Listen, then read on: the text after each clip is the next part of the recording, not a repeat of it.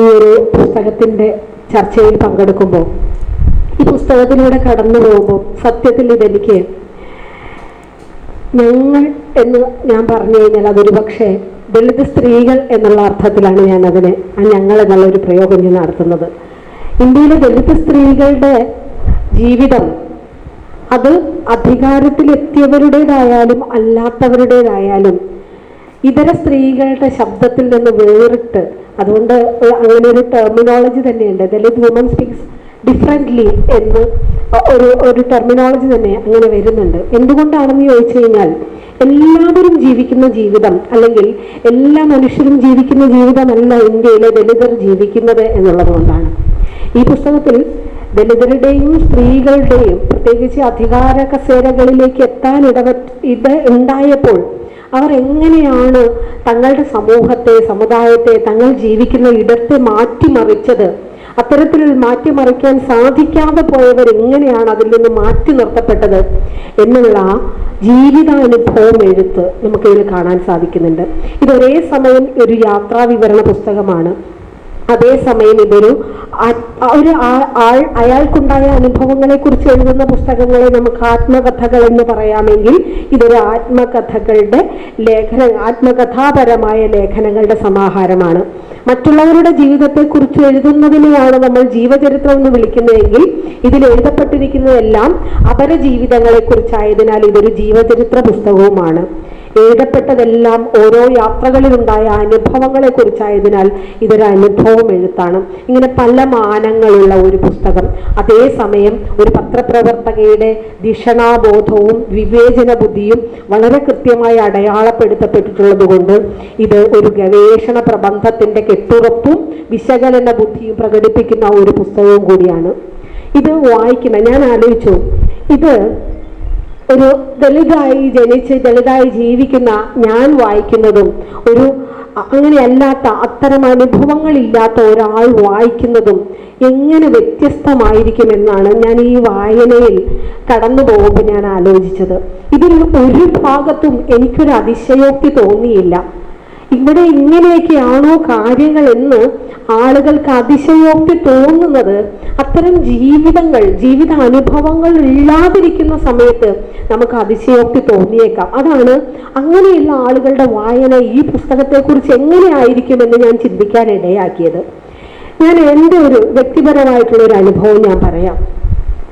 ഈ പുസ്തകത്തിൽ സ്ത്രീകൾ ആയിട്ടുള്ള ദളിതർ അധികാര സ്ഥാനങ്ങളിലേക്ക് വരുമ്പോൾ അവരെ വ്യക്തിപരമായും സാമുദായികമായിട്ടും നേരിടേണ്ടി വരുന്ന അതിജീവിക്കുന്ന ഇടങ്ങളുടെ ആ പ്രത്യേകതകളും അത്തരം അനുഭവങ്ങളുടെ തീക്ഷ്ണതയും ഒക്കെ തൊട്ട് വാക്കുകൾ കൊണ്ട് അത്തരം അനുഭവങ്ങളെ തൊട്ട് അതിൻ്റെ നീറ്റലൊട്ടും ചോരാതെ, അതിൻ്റെ വാസ്തവികതയ്ക്ക് അതിൻ്റെ യാഥാർത്ഥ്യബോധത്തിനൊട്ടും മങ്ങലേൽപ്പിക്കാതെ പുസ്തകത്തിലെ വരികളായിട്ട് ഒട്ടും ആലങ്കാരികമല്ല. ജീവിതത്തെ തൊട്ടെഴുതുന്നതൊന്നും നമുക്ക് അത്രമേൽ ആലങ്കാരികമാക്കാൻ സാധിക്കുകയുമില്ല. സാഹിത്യ ഭംഗിയോ അല്ലെങ്കിൽ സാഹിത്യ ഭംഗി തുളുമ്പുന്ന പ്രയോഗങ്ങളോ ഒന്നുമില്ല. ജീവിതത്തെ തൊട്ടെഴുതുന്നത് എന്തും അങ്ങനെ തന്നെയായിരിക്കും. ഹൃദയത്തിൽ നിന്ന് ഹൃദയത്തിലൂടെ ഹൃദയങ്ങളിലേക്ക് പകരുന്നത് എന്തും അത്രയൊന്നും അലങ്കരിക്കപ്പെടാത്തതായിരിക്കും. എൻ്റെ അപ്പൂപ്പൻ 4 വട്ടം പഞ്ചായത്തിൽ വാർഡ് മെമ്പറായിരുന്ന, ഒരു വട്ടം സംവരണ ടേണിൽ പഞ്ചായത്ത് പ്രസിഡന്റ് ആയിരുന്ന ആളാണ് എൻ്റെ അപ്പൂപ്പൻ. എന്ന് വെച്ചാൽ എൻ്റെ അച്ഛൻ്റെ അച്ഛൻ. അപ്പൂപ്പൻ മരിക്കുമ്പോൾ അപ്പൂപ്പന് 85 വയസ്സ് പ്രായമുണ്ടായിരുന്നു. ഒരു ദിവസം ഞാൻ കുഞ്ഞുനാൾ തൊട്ട് എൻ്റെ അച്ഛനൊരു ഇടതുപക്ഷക്കാരനും അപ്പൂപ്പനൊരു കോൺഗ്രസ്സുകാരനായിരുന്നു. അപ്പോൾ ദിവസേന ഇവരുടെ രണ്ടുപേരുടെയും അപ്പൂപ്പൻ രാവിലെ എഴുന്നേറ്റ് ഇന്ദിരാഗാന്ധിയുടെ ചിത്രത്തിൽ മാലയിടുന്നതും ദിവസവും രാവിലെ ഇരുന്ന് രാമായണവും മഹാഭാരതവും വായിക്കുന്ന പോലെ ഗാന്ധിയുടെ സത്യാന്വേഷണ പരീക്ഷകൾ വായിക്കുന്നതും കാണുന്നു.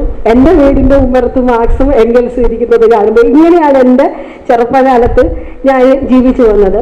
അപ്പോൾ ഒരു ദിവസം എൻ്റെ അപ്പൂപ്പൻ എന്നോടൊരു നാട്ടിലുള്ള ഒരാളുടെ നമ്പർ, അതായത് പണ്ടൊക്കെ നമ്മുടെ ലാൻഡ് ഫോണാണ് ഉണ്ടായിരുന്നത്. അപ്പം ഈ ഒരു പോക്കറ്റ് ഡയറിയിൽ അപ്പൂപ്പൻ ഈ ആളുകളുടെ നമ്പറുകൾ എഴുതി വയ്ക്കും. അപ്പം എന്നോട് പറഞ്ഞു, മോളെ ഇന്നയാളുടെ പേര് പറഞ്ഞിട്ട് ആ നമ്പർ ഒന്ന് എടുത്തു തരാൻ പറഞ്ഞു. അപ്പൂപ്പൻ്റെ പോക്കറ്റ് ഡയറി നോക്കിയാൽ ഞാൻ അന്തം വിട്ടുപോയി. ഓരോ പേജിൻ്റെ അകത്ത് ഒരു പേജിൻ്റെ മേലിൽ ഈഴവൻ എന്ന് എഴുതിയിട്ട് അപ്പൂപ്പന്റെ കോണ്ടാക്റ്റിലുള്ള ഈഴവരുടെ നമ്പറുകൾ എഴുതി വെച്ചേക്കുന്ന അടുത്ത പേജിൽ നായർ എന്ന് എഴുതിയിട്ട് തലക്കെട്ടിട്ടിട്ട് അതിൻ്റെ താഴെ അപ്പൂപ്പന്റെ കോണ്ടാക്റ്റിലുള്ള നായർമാരുടെ നമ്പറുകൾ. അപ്പൊ ഞാൻ അപ്പൂപ്പനോട് ചോദിച്ച്, അപ്പൂപ്പൻ ഈ വാർഡിന്റെ മെമ്പർ അല്ലേ? എന്നിട്ട് അപ്പൂപ്പൻ തന്നെ ഇങ്ങനെ, എൻ്റെ ആ കാലത്തെ ബുദ്ധി അങ്ങനെയാണ് ചിന്തിച്ചത്, അപ്പൂപ്പൻ തന്നെ ഇങ്ങനെ ഓരോരുത്തരുടെയും ജാതി പറഞ്ഞിട്ട് അവരുടെ നമ്പറുകൾ ഇങ്ങനെ എഴുതി വെച്ചേക്കണേ, അത് തെറ്റല്ലേ? അത് അപ്പൂപ്പൻ എന്നോട് പറഞ്ഞു, നമ്മൾ അവരുടെ ജാതി നോക്കാതിരുന്നിട്ട് കാര്യമൊന്നുമില്ല. നമ്മൾ നോക്കിയാലും ഇല്ലെങ്കിലും നമ്മുടെ ജാതി, നമ്മൾ പറഞ്ഞാലും ഇല്ലെങ്കിലും നമ്മുടെ ജാതി എന്തെന്ന് അവർ വായിക്കുന്നുണ്ട്. ആ വായന അവരുടെ മനസ്സിലും അവരുടെ പ്രവൃത്തിയിലും നമ്മുടെ ജാതി അവർ അടയാളപ്പെടുത്തിയിട്ടുമുണ്ട്. നമ്മൾ സർട്ടിഫിക്കറ്റ് ഒന്നും കാണിച്ചില്ലല്ലോ, അത് അവർക്കറിയാം. പിന്നെ നമ്മളെന്തിനാണ് തിരിച്ചവരുടെ ജാതി നോക്കാതിരിക്കുന്നതെന്ന് അപ്പൂപ്പൻ ഈ സിമ്പിളായിട്ട് അതിൻ്റെ ഒരു മറുപടി പറഞ്ഞു. എനിക്കത് അത്ര ദഹിച്ചില്ല. അപ്പൂപ്പൻ പറഞ്ഞതായതുകൊണ്ട് ഞാൻ തർക്കിക്കാൻ പോയില്ല. പക്ഷെ അപ്പൂപ്പൻ പറഞ്ഞതിൻ്റെ വാസ്തവം എന്താണെന്ന് അപ്പൂപ്പൻ മരണപ്പെട്ട ദിവസം 2020 അപ്പൂപ്പൻ മരിച്ചത്. മരിക്കുമ്പോൾ 85 വയസ്സ് പ്രായമുണ്ടായിരുന്നു. അപ്പൂപ്പൻ മരിച്ചന്ന് രാവിലെ ഞാൻ, എൻ്റെ മോൻ, അവന് 7-8 വയസ്സേ ഉള്ളൂ. തലേന്ന് രാത്രിയാണ് അപ്പൂപ്പൻ മരിച്ച്. ഞങ്ങൾ രാത്രി ഒരു മാർക്കറ്റിൻ്റെ പുറമ്പോക്കിലൊരു ഷെഡിലാണ് അപ്പൂപ്പനും അമ്മമ്മയും മരണകാലം വരെ ജീവിച്ചിരുന്നത്.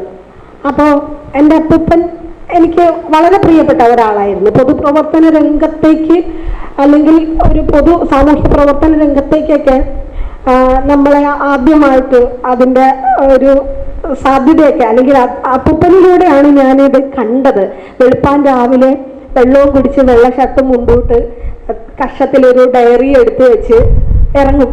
പിന്നെ എപ്പോഴാണ് വരുന്നതെന്ന് അറിയില്ല, ഓരോരോ കാര്യങ്ങൾക്ക് ഇങ്ങനെ നടക്കും. അപ്പം അങ്ങനെ നടക്കുന്ന 4 പ്രാവശ്യം വാർഡ് മെമ്പറായിരുന്ന, 1 പ്രാവശ്യം പഞ്ചായത്ത് പ്രസിഡന്റായിരുന്ന, ഒരു ദിവസം 8 ദിനപത്രമെങ്കിലും വായിക്കുന്ന, ഒരു പുസ്തകത്തിന്റെ 1 പേജെങ്കിലും വായിക്കാതെ ഉറക്കം വരാത്ത എൻ്റെ അപ്പൂപ്പൻ എൻ്റെ വലിയ ആരാധനാപാത്രമായിരുന്നു എന്നുള്ളതാണ്.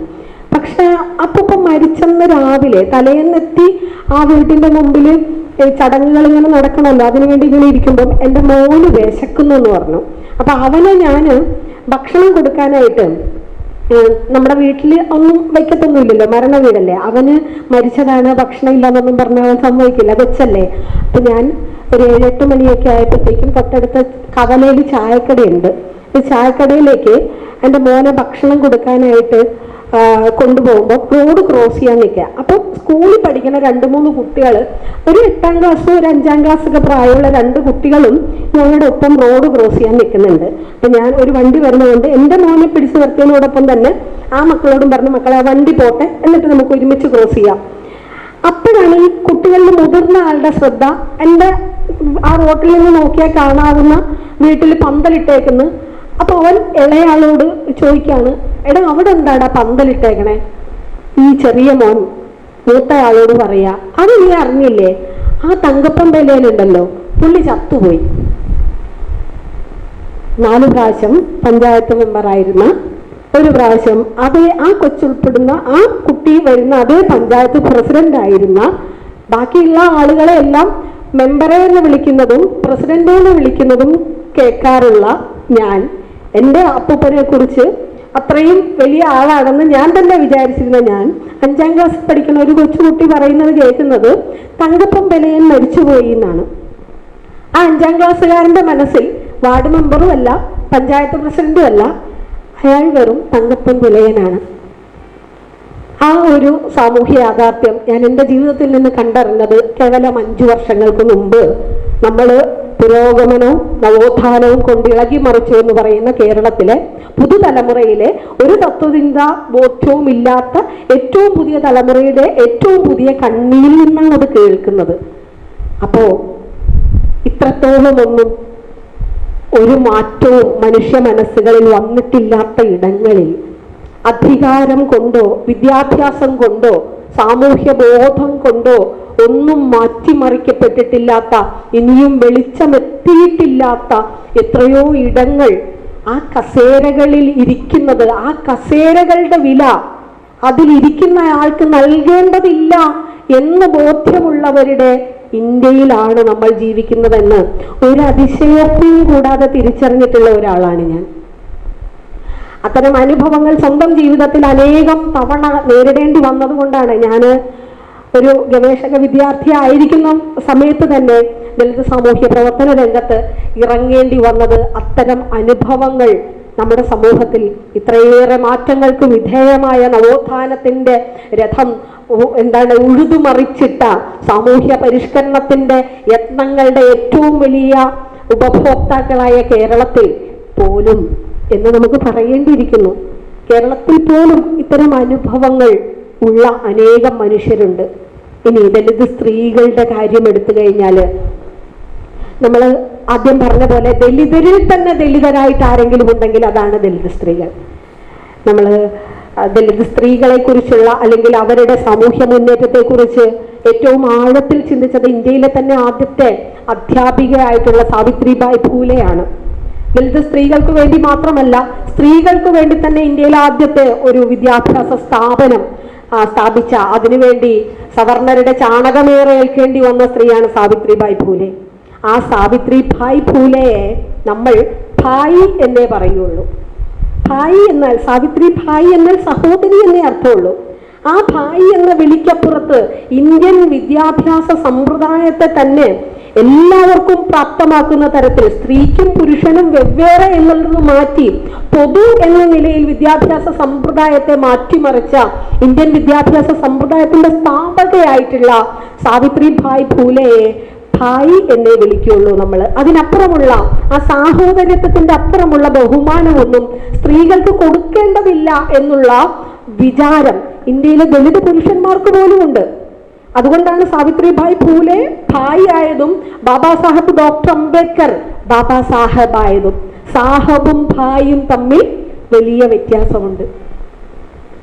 അപ്പോ ആ ഒരു വിഷയത്തെ ഇവിടെ നമ്മൾ കാണുന്നുണ്ട്. എടിയെന്നും നീയെന്നും പഞ്ചായത്തോ ഭരണമോ കയ്യാളുന്ന ഒരു സ്ത്രീയെ വിളിക്കാനായിട്ട് പുരുഷന്മാർക്ക്, അത് സ്വന്തം സമുദായത്തിൽ പെടുന്നവരായാലും സവർണ സമുദായത്തിന്റെ പ്രതിനിധികളായാലും പൊതുസമൂഹത്തിന്റെ വക്താക്കളായാലും ആർക്കും മടിയില്ല. കാരണം ദളിത് സ്ത്രീ ആണെങ്കിൽ അവർ ബഹുമാനം അർഹിക്കുന്നവരല്ല.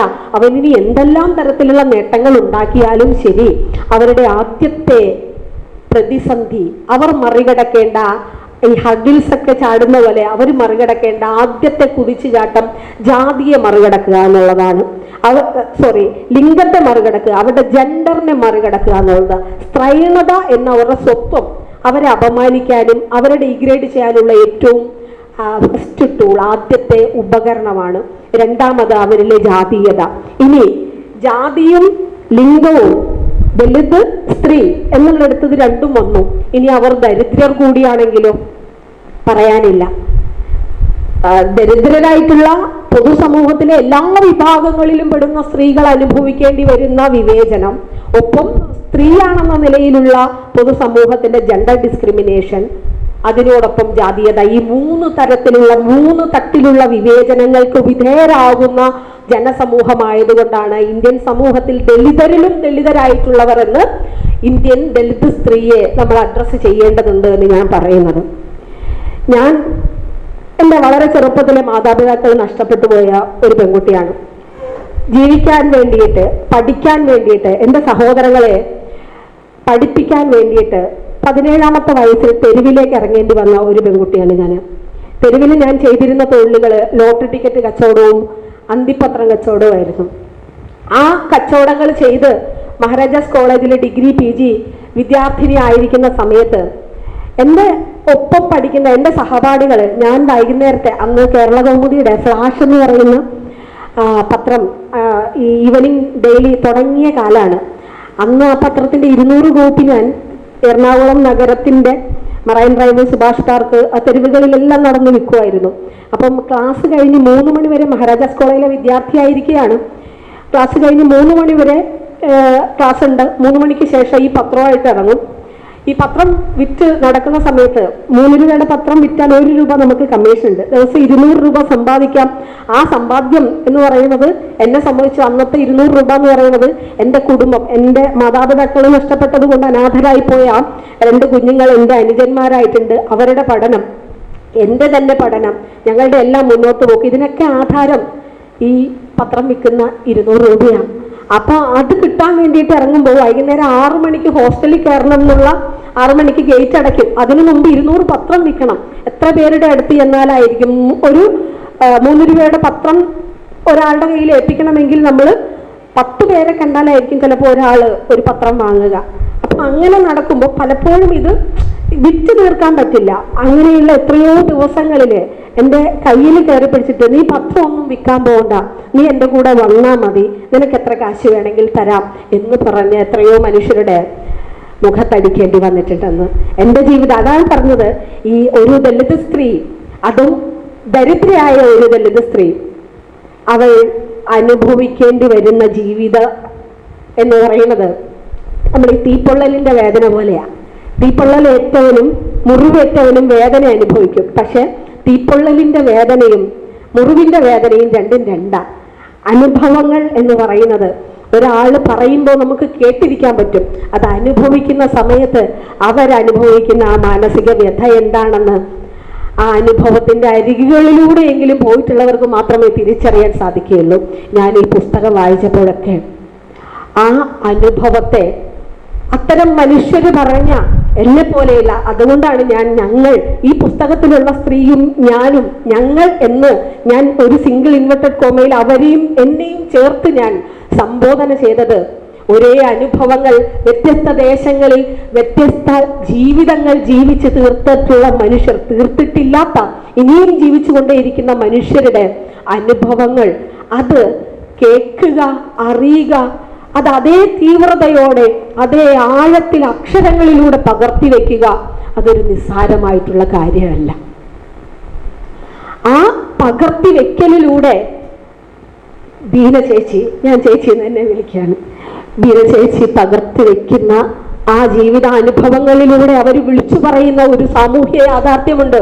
ഇതൊന്നും പഴങ്കഥകളല്ല, ഇതെല്ലാം എഴുതി അടിവരയിട്ട് വെച്ചിരിക്കുന്ന ഒരു കാര്യമല്ല, തുടർന്നുകൊണ്ടേയിരിക്കുന്ന ജീവിതാനുഭവങ്ങളാണ് നിങ്ങളുടെ യഥാർത്ഥ ഇന്ത്യ എന്താണ് എന്ന് നമ്മൾ പറയുന്ന. പുസ്തകത്താളുകളിൽ വായിച്ച ഇന്ത്യ അല്ലെന്നൊരു സിനിമാ ഡയലോഗ് നിങ്ങൾ കേട്ടിട്ടുണ്ടാവും. എന്നാൽ ഈ പുസ്തകത്താളുകളിൽ നിങ്ങൾ വായിക്കുന്നതാണ് യഥാർത്ഥ ഇന്ത്യ എന്ന് ഞാൻ അതിനെ തിരുത്തി പറയുന്നു. ഈ പുസ്തകത്താളുകളിൽ വായിക്കുന്ന ഇന്ത്യയെ ഇന്ത്യൻ പൊതുസമൂഹം തിരിച്ചറിയേണ്ട പരമയാഥാർത്ഥ്യങ്ങൾ, നഗ്നസത്യങ്ങൾ തന്നെയാണ് ഈ പുസ്തകത്തിൽ പകർത്തി എഴുതിയിട്ടുള്ളത്. ഇത് വായിക്കപ്പെടുക എന്നുള്ളത്, ഇതിനെക്കുറിച്ച് സംസാരിക്കുക, എഴുതുക എന്നുള്ളത് എൻ്റെ ഉത്തരവാദിത്തമാണ്. ഇത് വായിച്ചിട്ടുള്ള ഓരോരുത്തരുടെയും ഉത്തരവാദിത്തമാണ് ഈ പുസ്തകത്തെക്കുറിച്ച് സംസാരിക്കുക എന്നുള്ളത്. കാര്യം അത്രമേൽ കാലിക പ്രസക്തമായ, അത്രമേൽ സത്യസന്ധമായ വാക്കുകളും വരികളും അല്ലാതെ ഒന്നും ഇതിൻ്റെ അകത്തില്ല. നമ്മൾ ഈ പുസ്തകത്തെക്കുറിച്ച് ചർച്ച ചെയ്യുക എന്നാൽ അത് കാലത്തോട് പുലർത്തുന്ന നീതിയാണ്. ഇന്ത്യൻ സാമൂഹ്യ യാഥാർത്ഥ്യത്തോട് നമ്മൾ എത്രമാത്രം ജനാധിപത്യത്തോട് കടപ്പെട്ടവരാണ് എന്ന് നമ്മളുടെ ആ ഭരണഘടനയോട്, ഇന്ത്യൻ ഭരണഘടന എഴുതിയത് ഇന്ത്യയിലെ ഏറ്റവും കറതീർന്ന ഫെമിനിസ്റ്റ് ആയിട്ടുള്ള ഒരാളാണെന്ന് ഞാൻ പറയും. കാര്യം ഇന്ത്യൻ ഭരണഘടനയിൽ ഉള്ളിടത്തോളം സ്ത്രീ സംരക്ഷണ വ്യവസ്ഥകൾ ഒരിടത്തും, ഈ ഭരണഘടനയിലല്ലാതെ ഇന്ത്യയിൽ ഒരിടത്തുമുള്ള ഭരണഘടനയിൽ ഇത്രത്തോളം സ്ത്രീ സംരക്ഷണ വ്യവസ്ഥകൾ ഉൾപ്പെടുത്തപ്പെട്ടിട്ടില്ല. അത്രയേറെ ഇന്ന് ഇന്ത്യൻ സ്ത്രീ അനുഭവിക്കുന്ന എല്ലാ സുഖങ്ങൾക്കും, സുഖമൊന്നുമല്ല, ഏകദേശം തുല്യനീതിയുടെ അരികുകൂടിയെങ്കിലും അവൾക്ക് പോകാൻ സാധിക്കുന്നുണ്ടെങ്കിൽ അതിനൊക്കെ ഒറ്റ ആധാരമേ ഇന്ത്യയിലുള്ളൂ, അത് ഇന്ത്യൻ ഭരണഘടനയാണ്.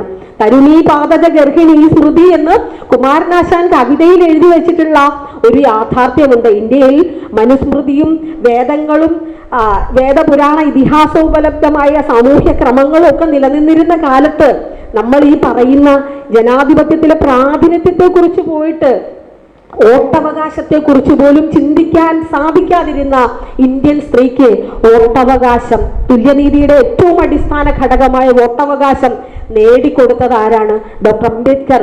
അതിനു വേണ്ടിയിട്ട് ഏറ്റവും കൂടുതൽ ഇന്ത്യൻ ഭരണഘടനാ നിർമ്മാണ സഭയിലെ സഭാ ചർച്ചകൾ എടുത്തു നോക്കിയാൽ അതിനുവേണ്ടി ശക്തിയുക്തം വാദിച്ചത് 1 വോട്ട് എന്ന് പറയുന്നത് ഇന്ത്യയിലെ ഏത് പുരുഷനും സ്ത്രീക്കും, ഏത് ജാതി മത, അതിൽ ബാബാ സാഹേബ് ജെൻഡർ എന്ന് പറയുന്ന ഒരു ഡിസ്ക്രിമിനേഷൻ കാണിക്കുന്നില്ല.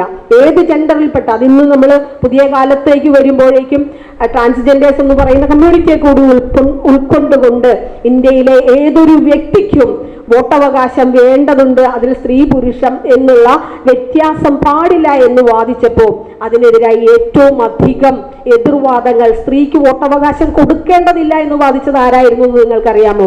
അതും ഈ സഭാരേഖകളിലുണ്ട്. ആ ആൾക്ക് വേണ്ടിയിട്ടാണ് ഇന്ന് ഗുജറാത്തിലെ ഏകതാ പ്രതിമ എന്ന പേരിൽ ഏറ്റവും വലിയ ലോകത്തെ ഏറ്റവും വലിയ പ്രതിമ നിർമ്മിക്കപ്പെട്ടിരിക്കുന്നത്. ഇന്ത്യൻ സ്ത്രീക്ക് വോട്ടവകാശം കൊടുക്കേണ്ടതില്ല എന്ന് വാദിച്ച ആർക്കാണെന്ന് നിങ്ങൾക്കറിയാം? പട്ടേലിന് വേണ്ടിയിട്ട്. ആ പട്ടേലാണ് വാദിച്ചത് സ്ത്രീകൾക്ക് വോട്ടവകാശം കൊടുക്കേണ്ടതില്ല. അങ്ങനെ നൂറ്റാണ്ടുകൾ നീണ്ട അടിമത്തത്തിനും ശബ്ദമില്ലായ്മയ്ക്കും മറുശബ്ദമായിട്ട് ജനാധിപത്യത്തിന്റെ ശബ്ദം ഇന്ത്യൻ സ്ത്രീക്ക് പ്രാപ്തമാക്കിയ ഡോക്ടർ അംബേദ്കറിലൂടെയും ആദ്യമായിട്ട് അക്ഷരം നേടിക്കൊടുക്കാൻ കേരളത്തിലേക്ക് വന്നു കഴിഞ്ഞാൽ പഞ്ചമി എന്ന പെൺകുട്ടിയുടെ കൈ പിടിച്ചിട്ടാണ് അയ്യൻകാളി ഉരുട്ടമ്പല സ്കൂളിലേക്ക് പോയത്. സ്ത്രീക്ക് കൊടുക്കുന്ന വിദ്യാഭ്യാസത്തിലൂടെ മാത്രമേ ആ സമുദായത്തിന് നാവ് വയ്ക്കൂ എന്ന് തിരിച്ചറിഞ്ഞത് നിരക്ഷരനായ അയ്യങ്കാളിയായിരുന്നു. അദ്ദേഹം ഒരു സ്കൂളിൽ പോയിട്ടല്ല വിദ്യാഭ്യാസത്തിന്റെ ഏറ്റവും പരമോന്നതമായിട്ടുള്ള പടികൾ കയറിയ ഡോക്ടർ അംബേദ്കർ, ലോകവിജ്ഞാനിയായ ഡോക്ടർ അംബേദ്കർക്കുണ്ടായ തിരിച്ചറിവ് നിരക്ഷരനായ അയ്യങ്കാളിക്കും ഉണ്ടായിരുന്നു. സ്ത്രീക്ക് കൊടുക്കുമ്പോൾ മാത്രമാണ് വിദ്യാഭ്യാസം സാർത്ഥകമാവുകയുള്ളൂ. പുരുഷന് കൊടുക്കുമ്പോൾ അതൊരു വ്യക്തിക്ക് കൊടുക്കുന്ന വിദ്യാഭ്യാസമാണ്, സ്ത്രീക്ക് കൊടുക്കുമ്പോൾ അത് അവൾ ഉൾപ്പെടുന്ന സമുദായത്തിന് കൊടുക്കുന്ന വിദ്യാഭ്യാസമാണെന്ന് പറഞ്ഞു വെച്ച അംബേദ്കറുടെ ആശയം തന്നെയാണ് പഞ്ചമിയുടെ കൈ പിടിച്ച് ഉരുട്ടമ്പല സ്കൂളിലേക്ക് കയറിയ അയ്യങ്കാളിയുടെ ചിന്തയുടെ ബലവും അതുതന്നെയായിരുന്നു. പിന്നെ അങ്ങോട്ട് നമ്മുടെ കേരളത്തിന്റെ ചരിത്രത്തിലും നവോത്ഥാന ചരിത്രത്തിലും ഒട്ടനേകം ദലിത് സ്ത്രീകളുണ്ട്, ദലിത് സ്ത്രീകളുടെ പോരാട്ടങ്ങളുണ്ട്. 1930 ഈ പ്രജാസഭയിലെ രേഖകൾ എടുത്തു നോക്കിക്കഴിഞ്ഞാൽ പൊയ്കയിലപ്പച്ചന്റെ കീഴിലുള്ള അദ്ദേഹം സ്ഥാപിച്ച പ്രത്യക്ഷ രക്ഷാ ദൈവസഭയിലെ അംഗങ്ങളായ 15 സ്ത്രീകൾ അന്നത്തെ തിരുവിതാംകൂർ രാജാവിന് ഞങ്ങൾക്കും ശ്രീമൂലം പ്രജാസഭയിൽ അംഗത്വം തരണമെന്ന് ആവശ്യപ്പെടുത്തു കൊടുത്ത റെപ്രസെന്റേഷൻ ഇപ്പോഴും പ്രജാസഭാ രേഖകളിലുണ്ട്. അന്നേ അവർക്ക് പ്രാതിനിധ്യം വേണമെന്ന് ചോദിക്കാൻ പ്രാപ്തിയുള്ള ദലിത് സ്ത്രീകളുടെയും കൂടി നാടായിരുന്നു കേരളം. പക്ഷേ നമ്മുടെ നവോത്ഥാന ചരിത്രത്തിൽ പാർവതി നെന്മേനി മംഗലവും ആര്യാപ്പള്ളവും ഒക്കെ മാത്രമേ ഉള്ളൂ. ദലിത് സ്ത്രീകളുടെ പേരുകളൊന്നും കല്ലമാല സമരത്തിലും അച്ചിപ്പുടവ സമരത്തിലും മുക്കുത്തി സമരത്തിലുമൊക്കെ നേതൃത്വം നൽകിയ നവോത്ഥാന നായകർക്കൊപ്പം ജീവൻ പണയം വെച്ച് അതോടൊപ്പം നിന്നത്. കല്ലമാല സമരത്തിൽ 18 സ്ത്രീകൾക്ക് ജീവത്യാഗം ചെയ്യേണ്ടി വന്നു എന്ന് പറയുന്നുണ്ട്. രക്തസാക്ഷികളായ ആ സ്ത്രീകളുടെ ഒന്നും ചരിത്രം എഴുതപ്പെടാത്ത കേരളത്തിലും കൂടിയാണ് നമ്മൾ ജീവിക്കുന്നത്. ഇങ്ങനെ മറയ്ക്കപ്പെട്ടവരുടെ ശബ്ദമായി മാറേണ്ടതുണ്ട് പുതിയ കാലത്തെ മാധ്യമ പ്രവർത്തനം എന്നുകൂടിയാണ് ഈ പുസ്തകം നമ്മളെ ഓർമ്മിപ്പിക്കുന്നത്. മാധ്യമപ്രവർത്തനത്തിന്റെ യഥാർത്ഥ ധർമ്മം എന്ത്? ശബ്ദമില്ലാത്തവരുടെ ശബ്ദമായി മാറുക, ജനാധിപത്യത്തിന്റെ 4ാം തൂണായിട്ട് നിലകൊള്ളുക, നാവും നട്ടെല്ലുമായിട്ട് ഈ സമൂഹത്തിന് വേണ്ടിയിട്ട് ശബ്ദിക്കുക. ഈ ധർമ്മങ്ങളെല്ലാം അക്ഷരാർത്ഥത്തിൽ പൂർത്തിയാക്കിയിരിക്കുന്ന ഈ പുസ്തകം ഇനിയുമേറെ കേരളത്തിലെമ്പാടും വായിക്കപ്പെടട്ടെ. കേരളത്തിന് വെളിയിലും ഇന്ത്യക്കകത്തെങ്കും നമുക്ക് ഇന്ത്യയെ സംബന്ധിച്ചിടത്തോളം ഇത്തരത്തിലുള്ള ചർച്ചകൾ, ഇത്തരത്തിലുള്ള നമ്മൾ ഇന്ന് കേരളത്തിൽ നടത്തുന്ന പോലെയുള്ള പുസ്തക സംവാദങ്ങൾ ഒന്നും നടക്കാത്ത ഇടങ്ങളുണ്ട്. ഏറ്റവും കൂടുതൽ നമ്മൾ ഇന്ത്യയെ സംബന്ധിച്ച് ഏറ്റവും അഭിമാനത്തോടെ പറയേണ്ടത് ജനാധിപത്യത്തെക്കുറിച്ചുള്ള അഭിമാനത്തെക്കാൾ കൂടുതൽ കേരളത്തിൽ അങ്ങോളം ഇങ്ങോളം പുസ്തകാലയങ്ങളുടെ ശൃംഖല, വായനക്കാരുടെ കൂട്ടം, എഴുത്തുകാർ ഇത്രയും അധികമുള്ള ഒരു ദേശം ഉണ്ട് നമ്മുടെ ദേശത്ത് ഇപ്പോഴും. ഈ റീഡിങ്ങിന്റെയും ഡെസ്ക്ടോപ്പ് പബ്ലിഷിങ്ങിന്റെയും കാലത്തും അക്ഷരത്തെ വായിക്കുകയും സ്നേഹത്തോടെ ഉൾച്ചേർക്കുകയും എഴുത്തും വായനയും യാത്രയും ഇങ്ങനെ നിരന്തരം സംവാദാത്മകമായിട്ടുള്ള ഒരു സാംസ്കാരിക അന്തരീക്ഷം ഇന്നും നിലനിന്നു പോകുന്ന ഒരിടമായിട്ട് നമ്മുടെ കേരളം ഇപ്പോഴും നിലനിൽക്കുന്നു എന്നുള്ളതിൽ കൂടിയാണ് സാക്ഷര കേരളം എന്നുള്ള വാക്ക് സാർത്ഥകമാകുന്നതും സാംസ്കാരിക മുന്നേറ്റങ്ങൾക്കുള്ള സംവാദ ഇടങ്ങൾ ഇനിയും ഇവിടെ അവശേഷിക്കുന്നു എന്നുള്ളതും വളരെ പ്രധാനപ്പെട്ടതാണ്. അത്തരം ഇടങ്ങളിൽ ഈ പുസ്തകം ചർച്ച ചെയ്യപ്പെടേണ്ടതുണ്ട്. അതിനുള്ള തുടക്കം മാത്രമായിരിക്കട്ടെ ഈ ഒരു സംവാദം എന്ന് ആശംസിച്ചുകൊണ്ട് പുസ്തകത്തിനും ഒപ്പം ഇത് എന്നെ കേട്ടിരുന്നവർക്കും എൻ്റെ പ്രിയപ്പെട്ടവർക്കും ആരുടെയും പേരെടുത്ത് പറയുന്നില്ല, എല്ലാവർക്കും ഈ ഒരു വേദിയിൽ ഇങ്ങനെ സംസാരിക്കാനുള്ള ഒരു അവസരം തന്നതിനുള്ള നന്ദിയും കൂടെ പറഞ്ഞുകൊണ്ട് നിർത്തുന്നു. നന്ദി.